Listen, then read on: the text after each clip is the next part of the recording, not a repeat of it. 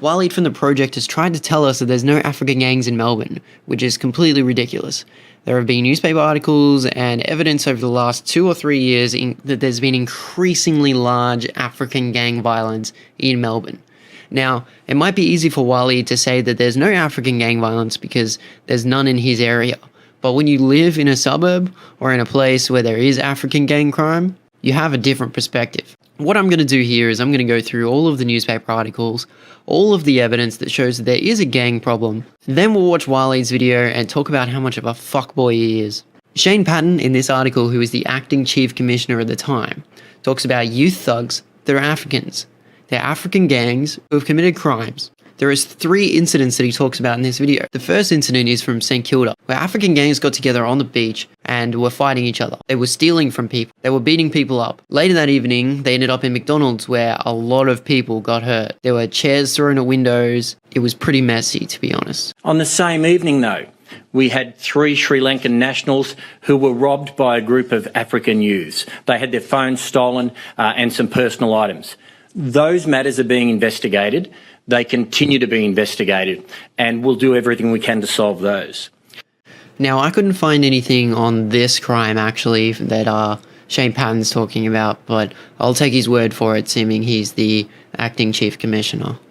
The last one was the Airbnb party, where there are tons and tons of African youths spilled out on the street at the end of the night. They had graffitied and destroyed pretty much the entirety of the contents of the Airbnb. A few days after Walleed made his video on the project, a young girl named La Chol was killed in Melbourne CBD. Crimes are committed all the time that have nothing to do with gangs, but there seems to be a huge rise in African youth violence. We should be paying attention to it, because if we don't, it can get out of control. So let's listen to what fuckboy Walleed has to say about the issue. Now, there's something that the Prime Minister knows that you don't. In fact, many don't know what the Prime Minister knows, and that's that African gangs are terrorising Victorians, and it's something we should talk about. This week, the Prime Minister said something interesting. He was asked about crime in Melbourne, and this is what followed. There is real concern about Sudanese gangs. There is concern about Sudanese gangs. Well, you hear it. You'd have to be walking around with your hands over your ears in Melbourne not to hear it. What's interesting is I live in Melbourne, and the only place I've heard concerns about Sudanese gangs is on Talkback Radio, where the PM made those comments. But the PM was fairly adamant. People are scared. He now thinks that if you can't see something, it doesn't exist. So, judging by that premise, nuclear warheads don't exist because I've never seen one. Penguins don't exist because I don't think I've ever seen a penguin. What a fucking idiot. I know nothing about the gangs the PM knows about. Granted, I don't watch much Channel 7. Running riot across our suburbs. The new gangs. If I ran into a coloured person, I'd be having a panic attack. What a racist bitch. Everyone knows it's people of colour, not coloured people. Fuck a bitch. Found this. According to Victoria's Crime Statistics Agency, crime has actually dropped about 9% in the last year in Victoria. And Sudanese-born Victorians make up 0.1% of the population and account for just 1% of all crimes committed last year. So that's not including the Sudanese that are born in Australia. And so they're certainly overrepresented in the crime stats, and with specific crimes even more so. So take aggravated burglary, for example, where they were responsible for 3.8% of incidents. And that sounds huge until you look at the raw numbers and you realise you're talking about just 70 incidents over the entire year. More than 1 incident a week from less than 1% of the population? That's pretty high, Walleed. And other spokespeople are using these numbers erroneously, and they're cherry-picking these numbers to suit a purpose that really isn't about a crime problem. But let's leave that cherry-picking aside and agree that Sudanese-born Victorians, while they're responsible for a low number of crimes, in some cases, like, say, aggravated burglaries, they are overrepresented and it's not acceptable. Walleed, we agree on something. Thank God. Now, surely you won't go through the rest of this video and try to make a stupid point regardless of the statistics and call everyone racist. You wouldn't fucking do that, would you, mate? Fact, that's exactly why police have established a task force with African Australian leaders to address it. But what is interesting is that Australian-born Victorians were responsible for 71.7% of the crime committed last year, meaning that if you come across a crim, they're 71.7 times more likely to be born in Australia. Australians should represent most of the crime. That makes sense. They're Australian. If they weren't, we would have a huge immigration problem. We would have a huge minority problem. It would actually be fucked up if the Sudanese were committing more crime than they are. What's your point, Walleed? Most of the population is white, most of the population is Australian-born, they should be committing most of the crime. What point are you trying to make? I think the idea that Victorians are scared to go out to dinner or that there is a perceived lawlessness in the state of Victoria because of the African community is not only wildly inaccurate, it's dangerous. No one's saying that they're scared of going to dinner because of African communities. We're scared of the gangs.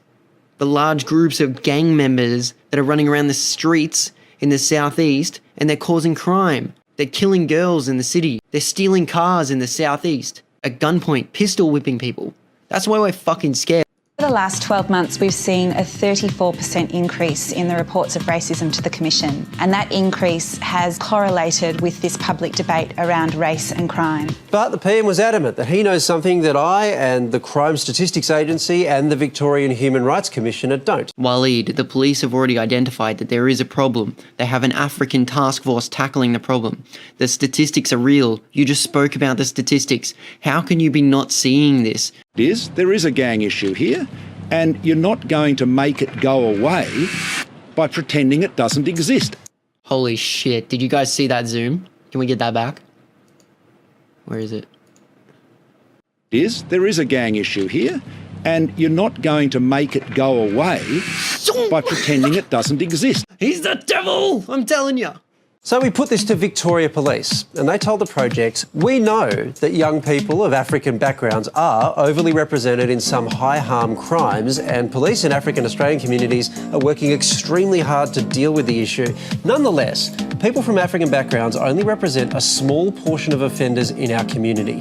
The groups that have been labelled gangs are effectively groups of young people coming together, sometimes for one night, to commit offences. It's not what we have traditionally called gangs.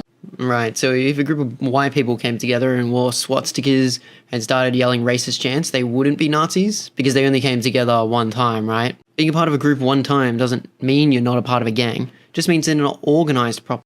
The truth is, I don't think the PM knows something that we don't. I'm sorry to say, I think it's our politicians who aren't being honest here. I think the government is facing the Super Saturday elections next week, and to put it crudely, they want to appear tough on Sudanese migrants, despite the fact those migrants are responsible for just 1% of crime, because being tough on that community wins votes in this country. He's got the racist vote. Walleed's going for the racist vote. That's what he's doing. He's saying that the only way that anyone would be recognising that we have an African gang problem is if you're a fucking racist. And the only reason the politicians are bringing it up is so they can get the racist votes. What if I told you identifying a problem about a group of people who are a different race to the majority of a country doesn't make you racist? Doesn't make you racist at all. Just gives you the chance to identify stats that you even say are true, Walleed. You talked about how they're overrepresented in crime. Why are you defending them and now calling the politicians racist or implying that they're racist? You've taken all of the data from the start, manipulated it into this story, showed one black person getting killed by white people.